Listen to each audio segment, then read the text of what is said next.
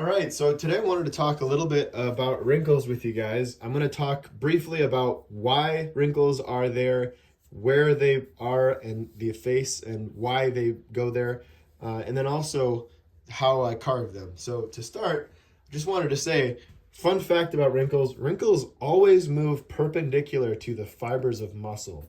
So what that means is on the forehead, for instance, let's take a look at the frontalis muscle. This is a band, a thin sheet-like muscle that its fibers run up and down like so.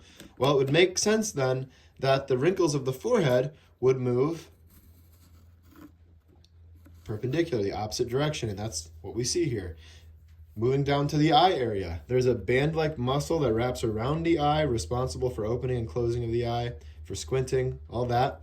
Well, those fibers run in a circular pattern around the eye, orbiting the eye, orbicularis oculi, right? It's right in the name. Well, wrinkles often tend to move radially, perpendicular from the eye like so. So you get the crow's feet, right? Again, moving perpendicular to the rings of muscle fibers, or to the direction of muscle fibers. So that's cool. It checks out there. So this helps us. The other thing that wrinkles do is they behave in relationship to fat pads. And what happens as we get older, our fat pads are shrunken, they're smaller, they're less full. We lose fat in our face. And the fat is what fills out the skin to reduce the appearance of wrinkles. So you get heavier wrinkles from that. You also have a breakdown in collagen in the skin as we get older. So the skin's just not as elastic. Anyway, long story short, the skin gets thinner, the skin gets less filled out by fat, and the fibers of the muscle pull the wrinkles perpendicular to those fibers. So you get these kind of scrunchy things. If you imagine a curtain that's pressed together, those folds move perpendicular to the tension, to the application of the tension, if that's the right word. I'm not a physicist, or the pulling in this case. Contraction is the right word for that. So anyway, what it looks like in terms of application is a shallow groove with a veiner. So I like to start with a veiner, not anything too large. At most, I'll start with a 3mm veiner. Now, a lot of folks just go right to a V-tool, and that's fine. My only concern with using the V-tool is when you come in with the V-tool, and let me zoom in a little bit here. Or actually, let me just move my camera closer. Excuse that. When I do this, I want to be careful that I'm not leaving. Let's see. I'll just go ahead and demonstrate here. I'll make a groove. So let's pick a different V-tool. Really, it doesn't have to be a V-tool either. A small veiner, if you have a 2mm veiner, will work fine too, or even smaller than that. But if I come in with the V-tool, the thing I want to be cautious of or aware of, I don't want to leave this stark line. So you can come in with sandpaper, you can come in with a burr, you can actually even just come in with a gouge, and that's why I start often with a gouge. So if I come in with the gouge first, and then come in with the V-tool or a small veiner, it kind of softens that groove a little bit. And then when we come in to lightly sand, if we do sand at all, we can soften the edge of that, because I want that to kind of blend into the surface of the skin. I don't want a sharp edge there. But really, you could do all of this with the V-tool if you wanted to be efficient. You could just go in, make the cut like so, and then use the sidewall of the V-tool, tilting it from side to side to catch that corner and to reduce the sharpness of that cut. So we're coming in, we're creating these grooves, these bags. Underneath the eye, we've got the malar bag. This is the lowermost bag under the eye, and we tend to define this a little more sharply in older people. And this line follows the opening of the eye socket. This is a deep line. It's the deepest usually, and it's the lowermost line. So if we come in with the V-tool underneath that area, you get that heavy bag, and that does add a lot of character. Not every old person has a heavy bag that follows the eye socket. Sometimes those bags that move or hang past, the skin folds hang past the eye socket opening. In this case, this gentleman, as we've carved him, has that. So another thing that's kind of fun is that the wrinkles, you're saying to yourself, well, Alec, why are these wrinkles running alongside of the muscle, rather of the direction of the muscle fibers? Well, these ones hang. Gravity pulls the extra skin. Remember we talked about the lack of fat pads in the skin?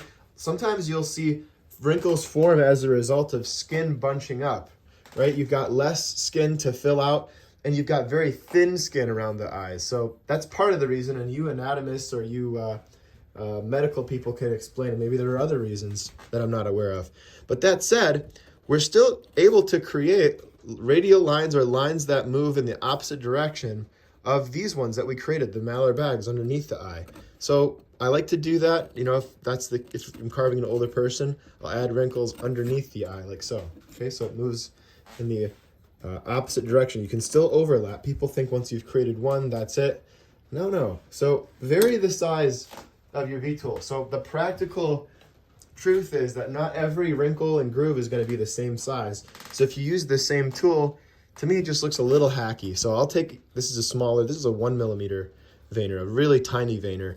I'll come in and sometimes I'll even use the tool and I'll drag the tool across the wood to create a really fine line. Now the only thing you have to be careful of here, when you do this on say basswood or any hardwood for the most part, and you clear coat it with a water-based poly, it will actually retract and sometimes stick out further. So you don't want to pull and retract on normal woods. You could use it this way. You could use it to carve in. But either way, you're creating a finer line, and that's going to contrast the real heavy lines that you've created earlier and make this look a lot more realistic and a lot less stiff and fake. Which I guess I'm repeating myself there. Realistic, fake, you get the idea. So, right, so these are some of the things that I'll do. And like I said, these wrinkles don't always have to move parallel to one another, but oftentimes they do. You can see these are fairly parallel to one another. Other thing is, when you're making these wrinkles, don't keep them just straight, perfectly straight across. I like to take the tool and move it around. I like to, in other words, if you notice the handle as I'm moving, kind of undulating might be the right word. I don't know, I'm going back and forth. And the reason for that is that if you look at wrinkles on people, sometimes they're straight across, but oftentimes you see a little bit of squibbliness or squappiness, as my brother would say. It's not a real word, so don't look it up. But the idea is that it's a little bit ununiform, a little bit less than straight. The other thing to do here is remember that this concept of crossing over parallel lines exists in the forehead as well. So these medial lines between the brow ridge, you can also create lines that go like so, the opposite direction of the forehead wrinkles. And you can, again, come in with the veiner if you want to deepen those. Sometimes these grooves require a veiner pass first, the really deep ones, then you can come back in and emphasize the lower one. Anyway, these are just a few of the things, and typically once I've done this, I like to come in with sandpaper. Again, I've got a little ball here. This is a diamond ball, just a cheap one on Amazon. I can link it below, and a pin mandril, which I can also try and link in the description below because these are super handy. Any Dremel bit, any cut-saw bit that you get, you can apply, you can stick into this tool, and it will tighten up, it'll lock up on it. I don't know about all cut-saw bits, but it depends on the shaft size. You got to make sure that it fits. I think it's 1/8 inch, or is it 1/8 inch? I don't know. It's probably less than that. 1/16th, whatever it is. Got to make sure it fits. I'll go over those wrinkles. Again, the goal here is to make sure it's not a hard angle, that it's a soft transition, and just look at how that starts to come alive. That starts to create texture and character, and same thing over the eyes. Right, so there's definitely more fine-tuning to do on this, and I'll do that off camera, but I just wanted to show you some of the basic things that I think about, at least, when I'm carving wrinkles, and the techniques that you can use. There's obviously a lot more to this, and if you'd like to learn more about carving realistic faces and all the stuff that I've talked about in this video, check out my online school in the link below. It's called Fundamentals of Wood Carving, and that's that. All right, guys, hopefully this helped, and I'll see you in the next one.